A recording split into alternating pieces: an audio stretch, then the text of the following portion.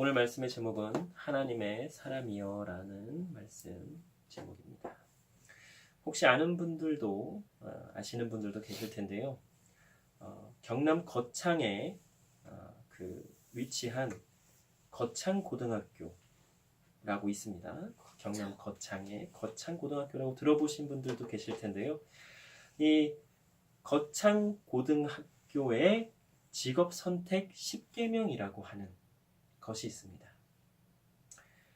내용은 다음과 같습니다. 제가 그 10가지를 한번 읽어봐 드리겠습니다. 첫 번째, 월급이 적은 쪽을 택하라. 두 번째, 내가 원하는 곳이 아니라 나를 필요로 하는 곳을 택하라. 세 번째, 승진의 기회가 거의 없는 쪽을 택하라. 네 번째, 모든 것이 갖추어진 곳을 피하고 처음부터 시작해야 하는 황무지를 택하라. 다섯 번째, 앞을 다투어 모여드는 곳은 절대 가지 마라. 아무도 가지 않는 곳으로 가라. 여섯 번째, 장래성이 전혀 없다고 생각되는 곳으로 가라. 일곱 번째, 사회적 존경 같은 건 바라볼 수 없는 곳으로 가라. 여덟 번째, 한가운데가 아니라 가장자리로 가라.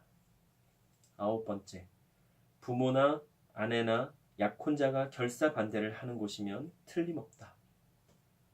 열 번째, 왕관이 아니라 단두대가 기다리고 있는 곳으로 가라. 단두대, 목을 이렇게 내놓으면 위에서 칼날이 내려와서 목을 자르는 사형 하는. 그러니까 왕관이 아니라, 그러니까 명예와 뭐 이런 곳이 아니라 내 목숨을 내놓아야 할 만큼 아주 절박한 곳으로 가라, 뭐 이런 뜻인 거죠. 이 10계명은 고 전영창 교장 선생님께서 어느 유명 대학의 부학장을 거절하시고 경남 거창이라고 하는, 지금은 이 거창고등학교가 매우 유명해졌지만 예전에는 굉장히 시골에 있는 한 학교에 지나지 않았습니다. 그런데 그 고 전영창 교장 선생님께서 유명 대학의 부학장을 거절하시고 이 거창고등학교를 선택하시면서 쓰신 글이 바로 이 직업선택 10계명이라고 하는데요. 제가 이 거창고등학교에 한번 가본 적이 있습니다. 예전에. 어떤 이유로 갔냐면 제가 군대에 있을 때 운전병이었는데요. 제가 모시던 분의 그 딸이 그 거창고등학교에 입학하기 위해서 그때 한번 데려다주고 안녕 이렇게 빠이빠이 하고 왔던 기억이 있습니다. 그래서 그런지 거창고등학교라고 하면 왠지 모르게 조금 많이 반가워요. 그리고 왠지 나하고는 별로 상관이 없지만 굉장히 가깝게 느껴지기도 하고 혼자서 그렇게 생각을 합니다. 그래서 예전에 한번 이 거창고등학교 이야기라고 해서 TV에서 한번 방영을 한 적이 있어요. 본 적 있으시죠? 보신 분들도 계실 거예요. 근데 제가 뭐 다는 못 봤고 짧게 봤는데 못 봤어요? 한번 나중에 한번 찾아봐요. 네이버에. 우리 예연이는 꼭 찾아봤으면 좋겠어요. 그리고 지금 방송을 보시는 분들도 부모님이나 학생들이 계시다면 거창고등학교 이야기라고 한번 네이버나 어디 유튜브에 쳐보시면 나올 거예요. 그러면 그거는 꼭 한번 보시기 바랍니다. 왜냐하면 굉장히 중요해요. 무엇이 중요한가?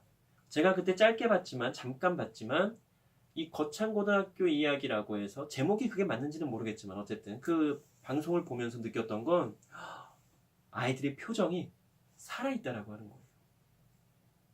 요즘 고등학생들 표정 보면 어때요? 죽어있어요. 죽어있죠. 살아있는 것도 많아요. 살아있지만 죽어있는 것 같이 어둡고 무언가 세상의 모든 짐을 자기의 어깨에 다 짊어진 듯한 그런 표정과 자세로 꾸부정하게 땅바닥만 쳐다보며 굉장히 힘들게, 그리고 표정은 굉장히 우울하게 하면서 살고 있죠. 우리가 뭐 중고등부 학생들을 예전 교회에서도 만나봤지만 또 그 부서를 담당도 해봤지만 정말 그 표정들이 어떻습니까? 힘들어요. 너무 힘들어해요. 왜 고등학생만 되면, 그래도 중학생은 조금 나아요. 근데 고등학생만 되면 왜 그렇게 표정들이 다 그렇게 막, 정말 미안한 얘기지만 왜 좀비처럼 살아있지만 죽은 사람처럼 그렇게 막 감정도 없어 보이고 표정도 없고 어둡고 다크서클은 다 여기까지 내려와 있고, 물론 열심히 공부하고 그렇게 하다 보니까 그런 것일 테지만 너무나 행복해 보이지도 않고 그 고등학생, 중학생들, 고등학생들이 그 뿜어내야 되는 그 밝은 에너지가 잘 느껴지지 않는다라고 하는 겁니다. 그런데 방송에서 봤던 그 거창고등학교의 학생들은 물론 다 그런 건 아니겠지만 대부분의 학생들이 어땠냐면 굉장히 밝았어요. 그리고 정말 신기했던 게 바로 다음 날이 뭐 중간고사인가 기말고사인데 고3 학생들도 다 같이 나와서 막 그 체육대회인지 무슨 운동회 같은 걸 하는 거예요. 그러면서 내일이 뭐 시험인데 뭐 이거 이렇게 해도 돼요? 막 하는데 학생들이 막 깔깔깔대면서 뭐 괜찮아요. 저희는 뭐 문제 없어요. 뭐 이런 식으로 인터뷰 기사를 하는데 너무나 놀랐죠. 저렇게 살아있는 표정을 가지고 있는 고등학생들도 있구나. 그런데 더 놀라운 건 그럼에도 이 거창고등학교에서 웬만한 서울에 있는 유명하다고 하는 학교에 대부분 다 입학을 하고 합격을 한다라고 하는 거예요. 영문고등학교. 그래서 경남에 있는 거창고등학교가 어느 날부터 소문이 나면서 다들 그 학교로 가려고 막 난리가 난 걸로 알고 있어요. 그런데 이 교장 선생님의 뭐 쓰신 글이 이제는 뭐 직업선택 10개명이라고 해서 또 유명해지기도 했는데 제가 알기로는 이 거창고등학교가 기독교 학교로 알고 있습니다. 왠지 이 직업선택 10개명을 들으면서 좀 이상하다, 좀 뭔가 다르다라는 생각 드셨죠? 저렇게 해도 되나? 저거는 보통의 사람들이 다 좋아하지 않는 건데 이런 생각을 아마 하신 분도 계실 거예요.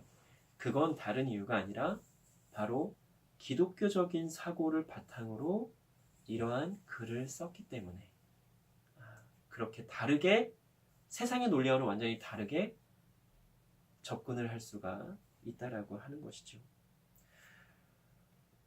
세상은 성공하라고 이야기를 합니다. 그리고 누구보다도 머리가 되라고 하고 자신의 성공을 위해서는 주위에 있는 사람들을 다 짓밟고 일어서라고 이야기를 합니다. 돈과 명예가 성공의 기준이 되고 세상적으로 알아주느냐가 기준이 됩니다. 세상적으로는 그래요. 그러나 하나님의 기준은 어떻습니까? 아니 조금 다릅니다. 하나님의 기준은 딱 하나예요. 하나님의 말씀대로 했느냐? 하지 않았느냐? 예. 모세가 왜 가나안 땅을 앞에 두고도 죽을 만큼 기력이 쇠하지 않았음에도 가나안 땅에 들어가지 못하고 죽음을 맛보아야 했습니까? 그 이유가 민수기 20장에 나옵니다. 이스라엘 백성들이요 출애굽을 한 후에 신광야 가데스라고 하는 곳에 이르러 물이 없어서 이제 막 목이 말라 죽겠는 거예요. 그때 모세와 아론에게 또 따집니다. 제가 왜 또라고 할까요? 맨날 따져서. 뭐 맨날 따져서도 그렇지만 맨날 따져서. 이미 하나님께서 주신 물을 마셨던 기억이 있어요. 있었기 때문이에요. 출애굽기 17장에 보면 르비딤이라고 하는 곳에서 물이 없어서 그때는 처음에 이제 홍해를 건너서 이제 막 어디를 가다가 목말라 죽겠는 거예요. 그 광야. 우리가 한여름에도 물 없으면 되게 힘들잖아요. 근데 그 광야는요 한번 가보면 알아요. 한 1분만 밖에 나와 있잖아요. 정말 죽을 것 같아요. 더워서? 더워서.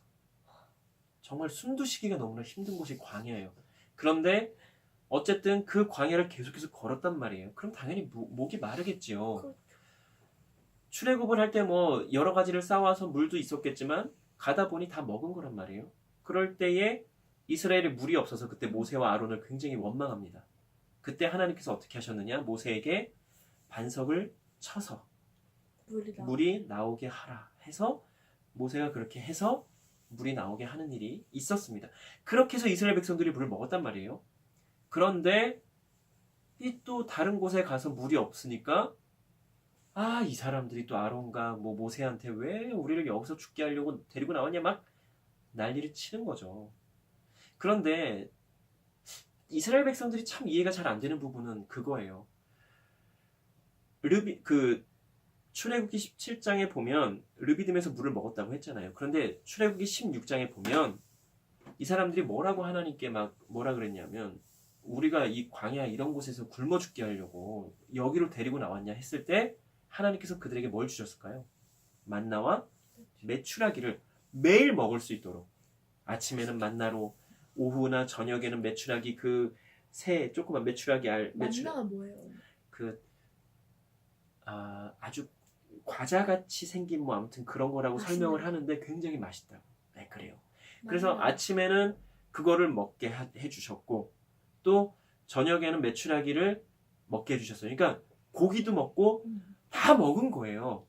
하나님께서 매일매일 그거를 변함없이 먹게 해주신 것을 경험한 이스라엘 백성이에요.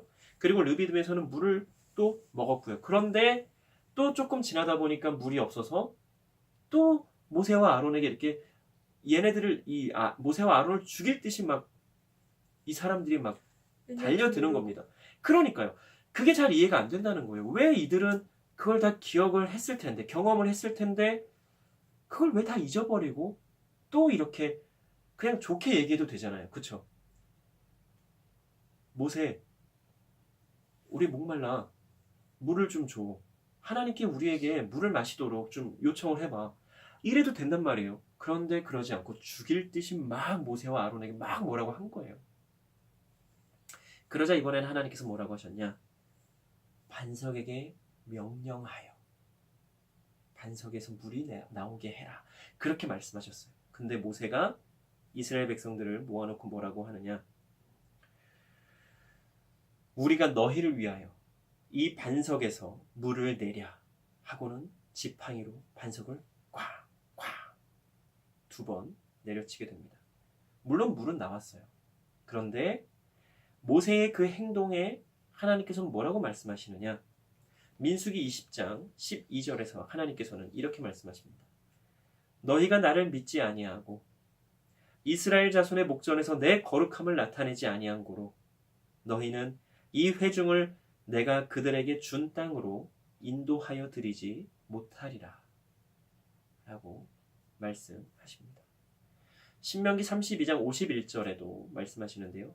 신광야 가데스의 무리바 물가에서 이스라엘 자손 중 내게 범죄하여 내 거룩함을 이스라엘 자손 중에서 나타내지 아니한 까닭이다 라고 말씀을 하시고요. 신명기 3장 25절에 보면 모세가 하나님께 이렇게 요청을 합니다. 요단강을 건너가게 하사 요단 저쪽에 있는 아름다운 땅, 아름다운 산과 레바논을 보게 하옵소서. 너무나 간절히 요청을 하는 거예요. 모세가 하나님께. 그런데 하나님께서는 바로 그 다음 절 26절에 이렇게 말씀하십니다. 그만해도 족하니 이 일로 다시 내게 말하지 말라. 그리고 27절에 보면 비스가산 꼭대기에 올라가서 그 땅을 바라보라고 하시며 너는 이 요단을 건너지 못할 것이다 라고 말씀을 하십니다. 모세가 가나안 땅에 들어가지 못한 이유 다른 것이 아닙니다. 하나님께서 하라고 하신 그대로 하지 않아서 하나님의 거룩함을 나타내지 않아서입니다. 거창고등학교의 직업선택 10계명대로 하지 않는다고 크게 문제가 되지는 않을 것입니다. 그러나 하나님께서 우리에게 명령하신 10계명대로 하지 않을 때는 조금 많이 크게 문제가 될 것입니다. 하나님께서 우리에게 주신 그 10계명 그리고 또 나머지 율법들 사실은 어떻게 보면 그렇게 크게 어려운 것은 아닙니다. 그런데 또 어떻게 보면 굉장히 어려운 것이 되기도 합니다. 우리가 지금 한번 말씀을 통해서 10계명에 대해서만 잠시 한번 보겠습니다. 구약성경 출애굽기 20장 1절로 17절에 보면 10계명에 대해서 나옵니다. 출애굽기 20장. 그 뒤에 거 봐도 돼요. 그 성경책이나 찬송가의 뭐 맨 뒤나 보면 10계명에 대해서도 나와요. 그런데 거기에 나온 게 그 말씀에 나온 거하고 똑같은지는 모르겠어요. 어쨌든 그거를 참고해도 되고 직접 말씀을 봐도 되겠습니다. 자, 첫 번째 계명이 무엇이냐? 출애굽기 20장 3절에 보면 너는 나 외에는 다른 신들을 내게 두지 말라. 이렇게 명령을 하십니다. 두 번째 명령은 무엇이냐? 너를 위하여 새긴 우상을 만들지 말고 또 위로 하늘에 있는 것이나 아래로 땅에 있는 것이나 땅 아래 물속에 있는 것에 어떤 형상도 만들지 말며 그것들에게 절하지 말며 그것들을 섬기지 말라. 나 내 하나님 여호와는 질투하는 하나님인즉 나를 미워하는 자의 죄를 갚되 아버지로부터 아들에게로 3, 4대까지 이르게 하거니와 나를 사랑하고 내 계명을 지키는 자에게는 1000대까지 은혜를 베푸느니라. 너무 멋지시죠? 세 번째 명령은 무엇입니까? 너는 내 하나님 여호와의 이름을 망령되게 부르지 말라. 여호와는 그의 이름을 망령되게 부르는 자를 죄 없다 하지 아니하리라. 망령되이 부르다, 이거는 뭘까요? 건방지다. 뭐 그것도 비슷해요. 함부로 혹은 말도 안 되게 뭐 이런 거 있죠. 자신의 결백함을 증명하려고 하나님께 맹세해. 이런 거 하지 말라는 거예요. 뭐 하나님의 이름으로 명하노니 너는 저주를 받을지어다. 이런 거 하지 말라는 거예요. 그러니까 내 멋대로 하나님의 이름을 들먹이면서 어떤 말 그렇게 하지 말라는 거죠. 왜? 안 되니까. 그렇게 하면 안 되는 거예요. 왜요? 하나님은 굉장히 귀하신 분이란 말이죠. 그런데 우리가 함부로 막 그렇게 사용할 수 있는 하나님의 이름도 아니고 하나님도 아니라는 거예요. 그걸 말씀하시는 겁니다. 자, 네 번째 계명은 뭡니까? 안식일을 기억하여 거룩하게 지키라. 엿새 동안은 힘써 내 모든 일을 행할 것이나 일곱째 날은 내 하나님 여호와의 안식일인즉 너나 내 아들이나 내 딸이나 내 남종이나 내 여종이나 내 가축이나 내 문 안에 머무는 객이라도 아무 일도 하지 말라. 이는 엿새 동안에 나 여호와가 하늘과 땅과 바다와 그 가운데 모든 것을 만들고 일곱째 날에 쉬었음이라. 그러므로 나 여호와가 안식일을 복되게 하여 그날을 거룩하게 하였느니라. 아멘. 아멘.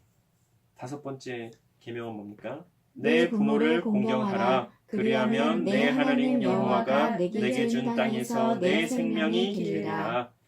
여섯 번째는요. 살인하지 말라. 일곱 번째 간음하지 말라. 여덟 번째 도둑질하지 말라. 아홉 번째 내 이웃에 대하여 거짓 증거하지 말라.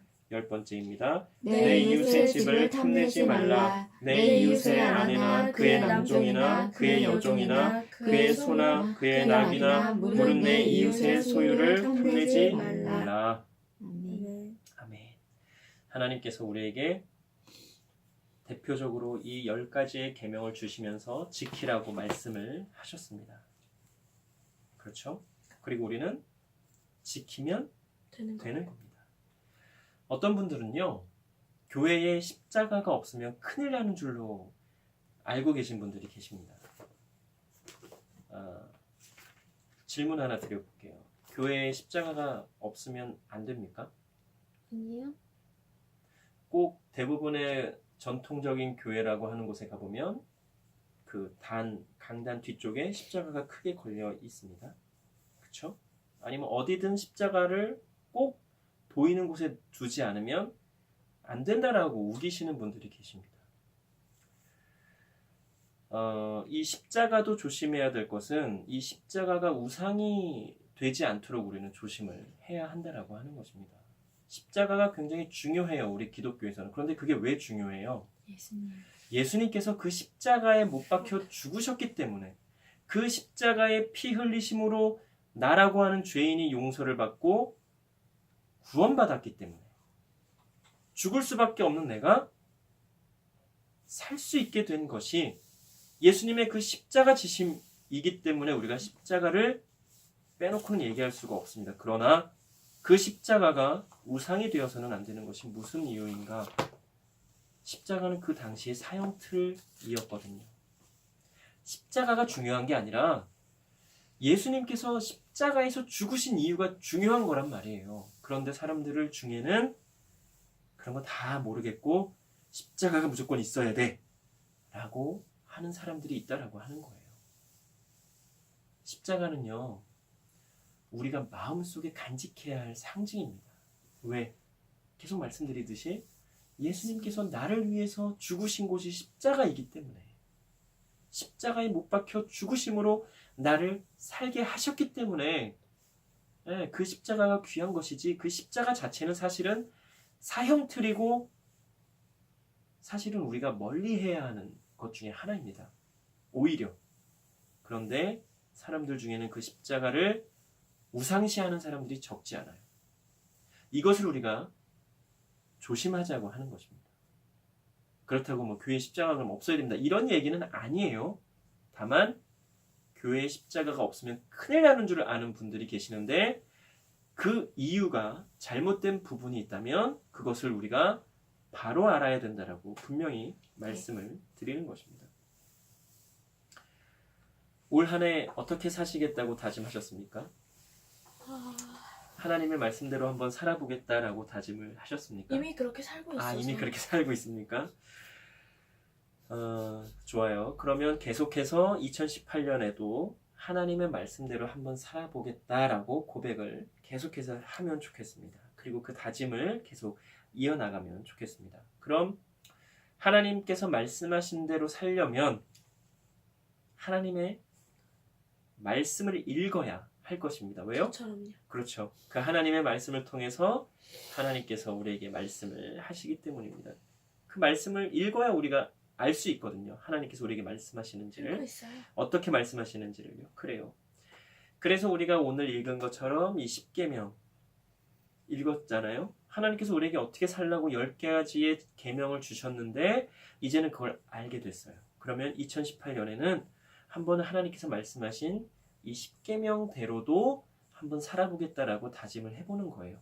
그리고 계속해서 뭐 예수님께서 그 말씀하신 것, 이제 다음 주에는 또 그 말씀에 대해서 볼지 어떻게 될지는 모르겠지만 계속해서 이제 매주 뭐 말씀을 전하면서 예수님께서 이러한 말씀을 하셨습니다, 우리에게 이렇게 살기를 원하십니다 라고 말씀을 드리면 그것을 또 쭉 읽어보면서 예수님께서 우리가 이렇게 살기를 원하시는구나 하면서 알게 된 대로 한번 또 살아보고자 노력해 보는 겁니다. 그리고 하나님께서 우리에게 주신 율법 중에 우리가 잘못 알고 있거나 오해하고 있는 것, 이것을 예수님께서 이 땅에 오셔서 바로 잡아주셨어요. 재해석을 해주시고 율법에 대해서 잘못 알고 있거나 오해하고 있는 부분을 예수님께서 제대로 알 수 있도록 우리에게 설명해 주신 부분이 분명히 신약 성경에도 나옵니다. 그래서 우리가 그러한 말씀들을 분명히 보면서 하나님께서는 우리가 이렇게 살기를 원하시는구나 하는 것을 깨닫고 그렇게 한번 살아보고자 노력을 해보는 것입니다. 그리고 또 성경을 읽으며 이 성경의 인물들을 통해서 우리는 그리스도인으로서 어떻게 살아야 할 것인가에 대해서도 기도하고 고민해야 할 것입니다. 하나님께서 우리에게 원하시는 것은 무엇일까요? 예나 지금이나 하나님께서 우리에게 말씀하신 대로 우리가 사는 것입니다. 하나님께서 우리에게 하라고 하신 대로 우리가 행할 때에 하나님께서 우리를 통해서 역사하실 수 있습니다. 그것을 위해서 사도 바울은 여러 곳을 다니며 복음을 전한 것이고요. 다니엘은 사자굴에 들어가게 된 것이고, 예수님의 여러 제자들은 복음을 전하다가 순교하게 된 것입니다. 복음을 전하다 죽는 거예요. 그리고 우리나라에 복음을 전하신 여러 선교사님들의 수고와 순교로 지금의 우리가 있게 된 것입니다. 이제는 우리의 차례입니다. 하나님께서 우리에게 말씀하시는 대로 한번 해보는 것입니다. 지난주에 이어서 오늘도 하나님께서 우리에게 디모데전서 6장 3절로 21절의 말씀을 주셨습니다. 아마도 올 한 해 그리고 우리의 평생에 이 말씀을 붙들고 나아가라고 말씀하시는 것인지도 모르겠습니다. 사도 바울이 디모데에게 이러한 편지를 보내게 된 때는 시대적으로 그리스도인으로 사는 것이 참으로 어려운 시기였습니다. 지금도 그리스도인으로 산다는 것은 사실 쉽지 않습니다. 그러나 사도 바울이나 디모데가 살았던 이 당시에는 지금보다 더 어려웠던 것으로 보고 있습니다. 그러한 때에 젊은 디모데가 헛되고 잘못된 교리들을 따르는 것이 아니라 청년의 정욕을 따르는 삶이 아니라 하나님 안에 온전히 거하며 예수 그리스도의 선한 군사된 자로서 앞으로 겪게 될 여러 어려움들을 믿음으로 잘 이겨낼 것에 대해서 사도 바울이 디모데에게 권면하고 있는 것입니다. 이 디모데 전서, 디모데 후서를 목회서신이라고도 부릅니다. 목회서신. 이유는 목회자로서 갖추어야 할 덕목에 대해서 이야기하는 부분이 많거든요. 그래서 뭐 목회자가 갖추어야 할 인격, 자질, 또 목회의 원리에 대해서 디모데 전후서에 많이 기록이 되어 있는데요. 사실은 이 말씀은 디모데에게만 혹은 목회자에게만 해당되는 말씀은 아닙니다. 모든 그리스도인에게, 모든 그리스도인이 그리스도인답게 사는데 다 해당되는 말씀이라고 하는 것입니다. 그럼 어떻게 해야 하겠습니까? 읽어야죠. 읽어봐야죠. 그렇죠. 그래서 이번 한 주간 디모데 전서를 한번 읽어보면 좋겠습니다. 디모데 전서는 6장까지 있어요. 그래서 월요일부터 토요일까지 하루에 한 장씩을 읽어도 좋고요. 아니면 6장까지밖에 안 되니까 짧잖아요. 하루에 한 번씩 다 1장부터 6장까지를 6일 동안 한번 읽어보는 거예요. 그건 여러분들 마음이에요. 한 번을 1장, 2장, 3장, 4장, 5장, 6장을 월요일부터 토요일까지 한 장씩 읽든지 아니면 6장을 뭐 전체를 다 한 번씩 하루에 한 번씩을 6번을 읽든지 그건 여러분들이 선택할 것입니다. 그러나 중요한 것은 분명히 해야 할 것은 꼭 반드시 6장까지를 1장부터 6장까지를 다 이번 주에 한번 읽어봐야 한다는 거예요. 왜요?